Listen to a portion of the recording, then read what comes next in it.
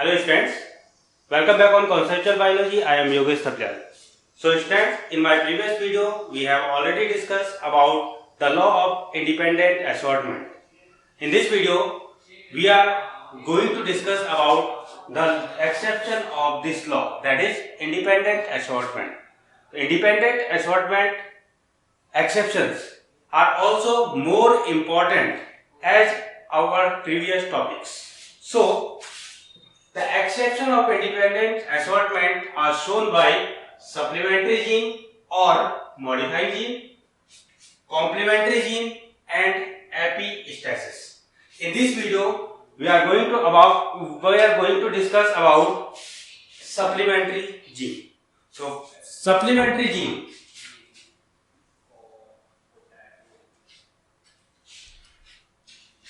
In this topic, where we are taken the independent pair of genes, means two pairs which are independent to each other, and independent means at the different locations.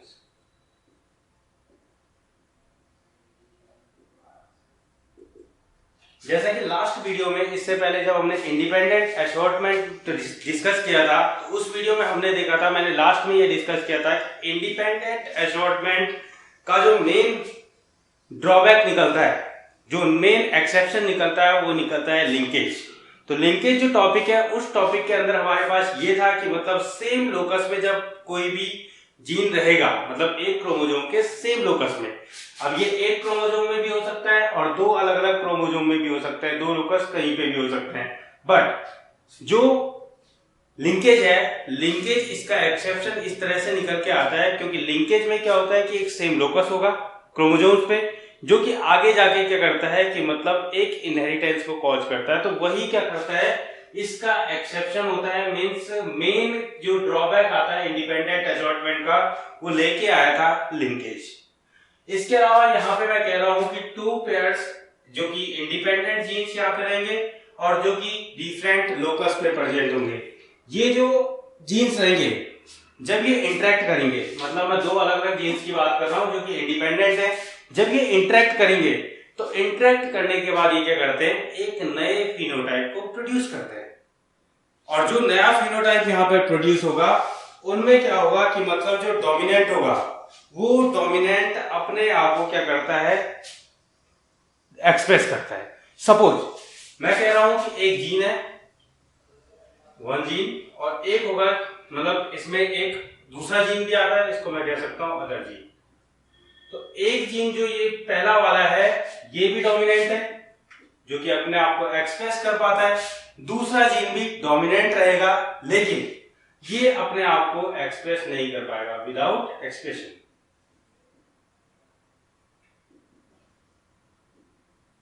But जब हम इन दोनों को interact करवाएंगे, तो इन दोनों का interaction जो आएगा, वो इंटरेक्शन हमारे पास किसके फॉर्म में आएगा, एक न्यू फिनोटाइप के मीन में आएगा, मतलब यहाँ पे एक थर्ड कैरेक्टर क्या होगा, जनरेट होगा, थर्ड फिनोटाइप शो होगा।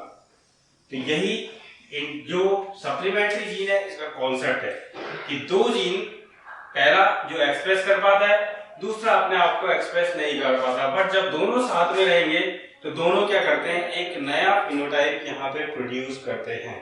तो सपोज एग्जांपल, यहाँ पे मैं जो एग्जांपल ले रहा हूँ, जैसे जो चिकन है, तो चिकन के केस में हम क्या करते हैं कि जो उनका कॉम्स होंगे, तो चिकन में क्या होता है कि जब हम देखेंगे तो चिकन में कॉम शेप अलग अलग होते हैं। तो कॉम शेप के अकॉर्डिंग हम यहाँ पे देख सकते हैं कि कॉम शेप कौन कौन से होंगे, एक तो सिंगल होता है, सिंगल कॉम होता है जिसमें कि क्राउन शेप सपोज ये है, तो इस तरह से ये क्या करता है, यहाँ पे दिखाई देता है। तो इस तरह का क्राउन शेप जो होगा ये होता है सिंगल कॉम।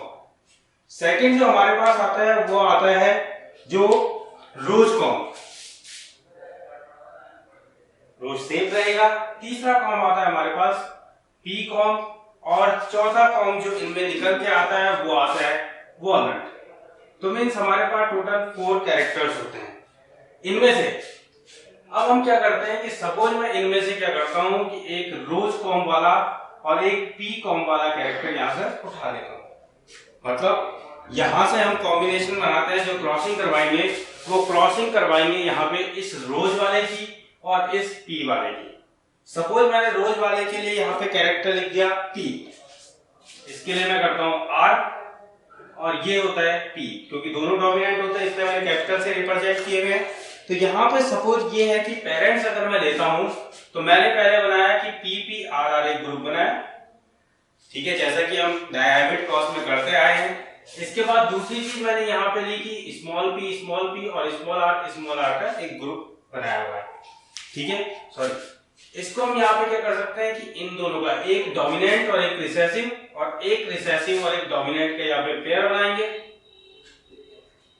देन इसके बाद हम क्या करते हैं, गैमेट्स फॉर्मेशन होता है लॉ ऑफ सेग्रीगेशन के अंदर। उसके बाद सेग्रीगेशन के बाद हमारे पास क्या होता है, गैमेट्स का फॉर्मेशन होता है। तो F1 जनरेशन में यहाँ पे जो गैमेट आएंगे तो एक कैपिटल P, एक स्मॉल p, एक कैपिटल R और एक स्मॉल r। तो यहाँ पे हमने क्या किया, ये रोज कॉम वाला था, ठीक है, और ये यहाँ पे क्या है, पी कॉम वाला है।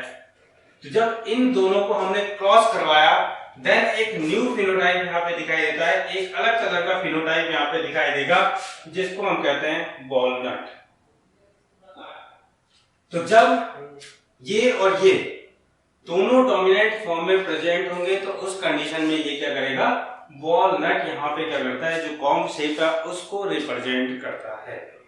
अब सपोज मैं इसको क्या करता हूँ, सेल्फ क्रॉस करवाता हूँ और F1 जनरेशन को F2 जनरेशन में लेके जाता हूँ। ये है इसके पेरेंट्स, ये रहेंगे इसकी F1 जनरेशन।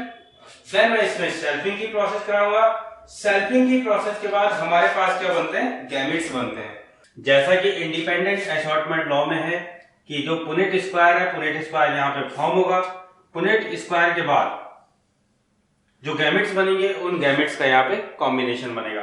तो गैमेट्स कॉम्बिनेशन में हम क्या करते हैं, इसका फर्स्ट पार्ट और थर्ड पार्ट पहला गैमेट, फिर फर्स्ट पार्ट और फोर्थ पार्ट सेकंड गैमेट, फिर सेकंड पार्ट और third part third gamete and second part और फोर्थ पार्ट फोर्थ गैमेट।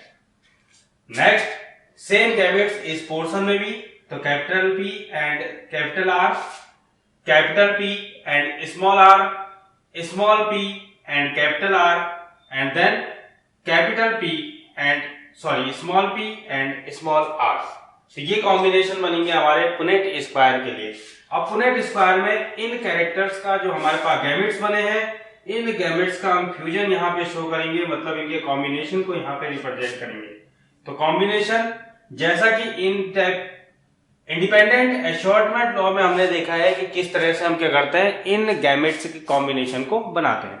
तो इन गैमेट्स के कॉम्बिनेशन को बनाने के लिए हम यहाँ पे क्या करेंगे कि इसको पहले सबसे, फिर ये वाला पोर्शन, फिर ये और फिर ये, इस तरह से क्या करते हैं, इनका कॉम्बिनेशन बनाते हैं। तो पहला कॉम्बिनेशन जो इसका और इसका बनेगा वो बनेगा कैपिटल पूरा, capital P capital R capital R।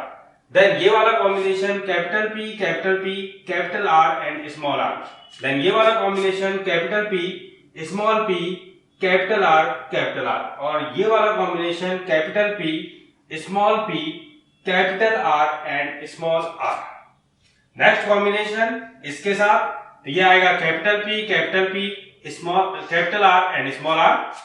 Then दूसरा combination capital P small r।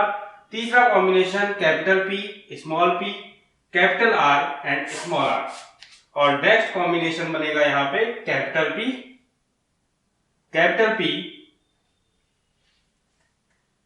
P small p, then small r and small r।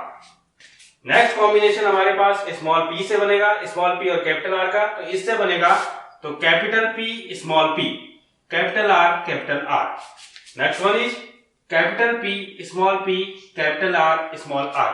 Next one is small p capital R capital R। And next one is small p capital R and small r। ये बना। इसके बाद next जो portion है, next portion पे चले तो इसका combination capital P small p capital R and small r। Next one is second capital P small r and small r। Another one is small p and capital R and small r. And next one is capital P, small p और small r. तो next last combination हमारे पास था small p, small r and small r. Now what are the phenotype of these different characters? Different genotype जो है ये कौन कौन से फिनोटाइप यहाँ पे रिप्रेजेंट करेंगे और कितना इनका रेशियो रहेगा, ये सब हम यहाँ पे क्या करते हैं, डिस्कस करते हैं. अब देखते हैं इसे, मतलब ये पुनेट स्क्वायर लास्ट में कौन से फिनोटाइप रिप्रेजेंट करता है. तो फिनोटाइप्स की जब मैं बात करूंगा तो हमारे पास कैरेक्टर कौन कौन से हैं, रोज है, पी है और वॉलनट है. तो इसका मतलब यहाँ पे पहले मैं सिलेक्ट करता हूँ वॉलनट को, जो F1 जनरेशन में हमारे पास कैरेक्टर आया है. मैं इसी से रिलेटेड जो हमारे पास फिनोटाइप है, जीनोटाइप है, जो ये शो करेंगे उन्हीं को यहाँ पे क्या कर रहा हूँ, देख रहा हूँ. तो सबसे पहले हम ये देखेंगे कि कैरेक्टर कैसे बनेगा, वॉलनट कैसे बना है. तो वॉलनट तब बना है जब दोनों डोमिनेंट यहाँ पे प्रेजेंट है. एक रोज को रिप्रेजेंट कर रहा है, एक इसको पी को रिप्रेजेंट कर रहा है. तो दोनों डोमिनेंट जब यहाँ पे प्रेजेंट है देन ये रोज. तो यहाँ पे दोनों डोमिनेंट देखो, पहला दोनों डोमिनेंट, 1 2 दोनों डोमिनेंट, 1 2 दोनों डोमिनेंट, 1 2 दोनों डोमिनेंट. क्लियर है. नाउ नेक्स्ट दोनों डोमिनेंट, इसके बाद दोनों डोमिनेंट ये रहेंगे, दोनों डोमिनेंट ये है, फिर दोनों डोमिनेंट इस केस में आ रहा है, दोनों डोमिनेंट इस केस में आ रहे हैं. क्लियर हो गया. इसके अलावा कहीं पे ये डोमिनेंट वाला पोर्शन नहीं दिख रहा है. इसका मतलब 1 2 3 4 5 6 7 8 9, तो टोटल 9 जो है these are the walnut. Clear. Okay. Now next character is rose, जो फिनोटाइप रहेगा. तो रोज का फिनोटाइप क्या है, capital and recessive, means dominant and recessive. Dominant P, recessive R. तो dominant P, recessive R, this one dominant P, recessive R, this one also dominant P, recessive R, and this one also dominant P, recessive R. Now और कोई इसमें है नहीं, तो इसका मतलब 1 2 एंड 3 characters are represent rose colour या rose comb. Next character is pea. तो पी जो कैरेक्टर रहेगा, पी कैरेक्टर के लिए हमारे पास क्या क्या जीन्स रहेंगे, एक is recessive P and dominant R. Where is the recessive P and dominant R, here recessive P and dominant R, recessive P and dominant R, and the recessive P and dominant R, these are also 3, means P concept also 3. तो phenotypic जो हमारे पास दिखेंगे, जो com shape के phenotype यहाँ पे दिख रहे हैं, we have 9 walnut shape, 3 peanut shape और 3 रोज शेप. तो मीन्स कॉम्ब के शेप में हमें क्या मिलता है, फिलहाल 9:3:3 एंड 1 कैरेक्टर जो कि इन सब से separated, then the recessive one and recessive second, means it is the combination of recessive P and recessive R. तो what is recessive P and recessive R, इनका क्या होगा. तो रिसेसिव पी और रिसेसिव आर कोई नया कैरेक्टर यहाँ पे जनरेट नहीं करते, ये एक फिनोटाइप यहाँ पे रिप्रेजेंट करते हैं जो कि सबके ऊपर डोमिनेंट होता है. Means rose character is mixed with the this character. तो ये कैरेक्टर जैसा कि हमने देखा है कि रोज कैसे बन रहा है, डोमिनेंट है लेकिन रिसेसिव आ रहा है, कंप्लीट सेट यहाँ पे दिख रहा है. तो एक कंप्लीट सेट यहाँ पे दिखेगा तो ये क्या करता है, रोज कलर ही इसके साथ मिक्स होता है. Means the phenotype for rose comb shape is now 4.